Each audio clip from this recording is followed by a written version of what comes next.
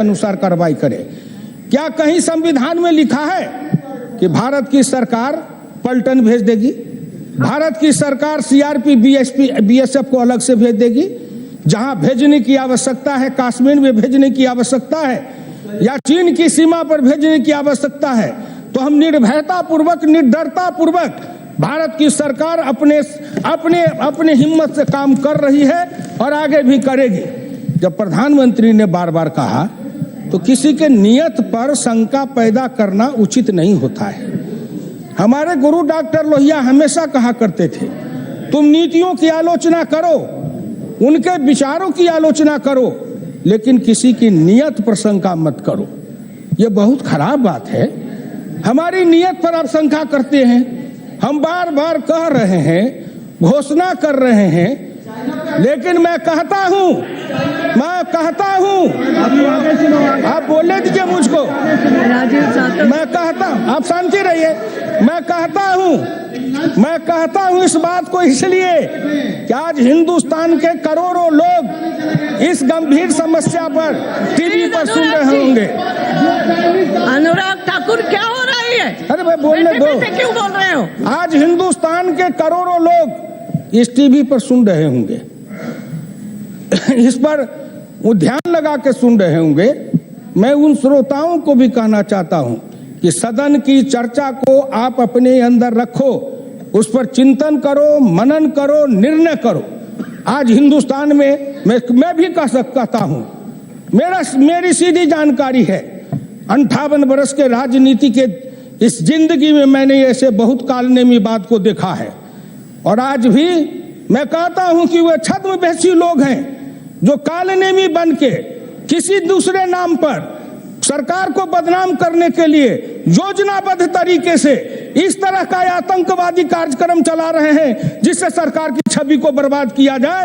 ऐसे कालनेमी को पकड़ने की आवश्यकता है। कौन है वो? खोजने की आवश्यकता है। इसलिए मैं विनम्र प्रार्थना करता हूं। मैं आपको तो नहीं कह रहा हूं कालनेमी। आप क्यों नाराज हो रहे हैं? आपको तो नहीं कह रहा हूं ना। मैं किसी पर यहां सदन में किसी दल पर, किसी पार्टी पर आरोप नहीं लगा रहा हूं। भीड़ की बात आप करते हो। मैं फिर पूछना चाहता हूं अध्यक्ष महोदय, कश्मीर में एक डीएसपी अफसर किसी समारोह के कार्यक्रम में जाता है, भीड़ आती है, पकड़ के घसीट के उनकी हत्या कर देती है। क्या वो भीड़ की हत्या नहीं है? कश्मीर में जब हमारे पलटन वहां पर सीमा की सुरक्षा में लगे हैं, आतंकवादी से लड़ रहे हैं, उस समय उस हमारे पलटन पर भीड़ बना करके पथराव करते हैं, उनको अपने राष्ट्र भक्ति के काम में अवरोध पैदा करते हैं, आतंकवादियों से लड़ने में रोक रहे हैं। और फिर इसी देश में एक आध नेता भी होते हैं जो उस पत्थरबाजों को कहते हैं कि वो अपने अधिकार के लिए लड़ रहा है। ये देश के सभी लोग इसको सुनते हैं और समझते हैं। इसलिए मैं विनम्र प्रार्थना कर रहा हूं कि देश के नौजवानों समझो। मैं फिर एक बार आपसे प्रार्थना करूंगा, आज की लड़ाई नहीं है। मैं आपसे प्रार्थना करके बहुत दिन की एक घटना और डॉक्टर लोहिया की वाणी को सुना देना चाहता हूं। 5/11/1965 केरल में राष्ट्रपति शासन की उद्घोषणा संबंधी संकल्प, उस पर बोलते हुए उन्होंने कहा था, सिद्धांत एक बात बतलाना चाहता हूं, वह यह कि कांग्रेसी सरकार को एक बात का घमंड है कि वो हार नहीं सकती तो वह किसी हद तक सही है। स्वतंत्र पार्टी उसको कभी हरा नहीं सकती, जनसंघ उसको कभी हरा नहीं सकता, कम्युनिस्ट पार्टी उसको हरा नहीं सकती। केवल एक दल उसको हरा सकता है जिसमें आर्थिक क्रांतिकारिता और राष्ट्रीयता दोनों एक साथ समान मात्रा में जुड़ी हुई हो। मैं नहीं कह रहा हूं, उन्होंने कहा आर्थिक क्रांतिकारिता और राष्ट्रीयता दोनों समान रूप से जुड़ी हुई हो। और इसी को समन्वित करने के लिए 1964 में कानपुर में संघ के शिविर में पंडित दीनदयाल उपाध्याय जी ने लोहिया को आमंत्रित किया था और लोहिया और दीनदयाल उपाध्याय एक साथ जुड़ने की प्रक्रिया में चल रहे थे। उनके जो दुश्मन थे उन्हें यह बर्दाश्त नहीं हुआ तो 67-68 दोनों में, 67 में लोहिया और 68 में दीनदयाल, दोनों की हत्या कर दी गई कि ये एकत्रीकरण न होने पावे। आर्थिक क्रांतिकारिता, राष्ट्रीयता दोनों एक साथ समान मात्रा में जुड़ी हुई हो। उन्होंने उस समय भविष्यवाणी की थी। वह दल अभी बन पाया है या नहीं, इस पर मैं कोई राय नहीं देना चाहता, लेकिन इतना जरूर याद रखना कि चाहे वह कृष्ण छोटा ही क्यों न दिखाई पड़ता हो, लेकिन किसी वक्त वह कंस के सिर पर और छाती पर चढ़कर ऐसा मारेगा कि उसको ठीक कर देगा। यह काम आर्थिक क्रांतिकारिता और राष्ट्रीयता की जुड़ाव वाली पार्टी ही कर सकती है। मैं कहना चाहता हूं इसी संदर्भ में, श्री नरेंद्र मोदी भारत के प्रधानमंत्री बने हैं, राष्ट्रीयता की भावना से ओतप्रोत हैं, लेकिन आर्थिक क्रांतिकारी आर्थिक कदमों को उठा रहे हैं। जो लोग जानने वाले हैं वो समझ गए हैं कि अगर राष्ट्रीयता और आर्थिक क्रांतिकारिता दोनों एक साथ चलेगी तो दोनों चक्की में वे कालनेमी जितने हैं ऐसे पिस जाएंगे कि उनके वंश में कोई नहीं रहने वाला रहेगा। इसलिए मैं आपसे प्रार्थना करना चाहता हूं कि ये कहां से कहां, कहीं पर निगाहें कहीं पर निशाना, मन में है कुछ, बात करते हैं कुछ। क्या आज हुआ है? ये शब्द मुझे बड़ा खराब लगता है। जब राज्यसभा में बहस हो रही थी तो मैंने पूछा किस पर बहस है, तो कहा मॉब लिंचिंग।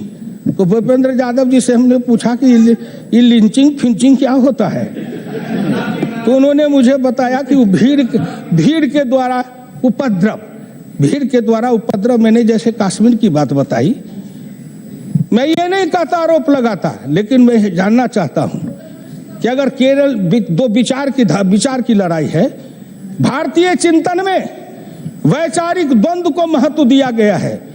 विचार करो, सत्संग करो, बहस करो, आपस में समन्वय बनाओ, सहमति बनाओ, सद्गति बनाओ, यही तो हमारी धारा रही है। हम इससे कहां विमुख होते हैं? और आप जिस बात की चर्चा करते हैं उस बात से आगे आइए। जिसकी चर्चा आपने कहा ट्रेन में जुनैद को मार दिया, बार बार आ रहा है कि सीट के लिए झगड़ा हुआ था और आप उसको जोड़ रहे थे, इस कारण से मार दिया। बातें सामने आई, झगड़ा हुआ सीट के लिए, दो आदमी आपस में लड़ गए, दो आदमी में मारामारी कर दिए और उसको उठा करके आप बात ला रहे हो कि हिंदू मुसलमान का झगड़ा है। हिंदू मुसलमान के झगड़ा को मत बनाओ। मैं फिर कहना चाहता हूं, केरल में अगर संघ के विचारक अपने विचार का प्रचार करते हैं, प्रचारक जाते हैं, उन प्रचारकों की हत्या होती है। क्यों होती है? किस कारण से? एक बात याद रखो कि भारतीय संस्कृति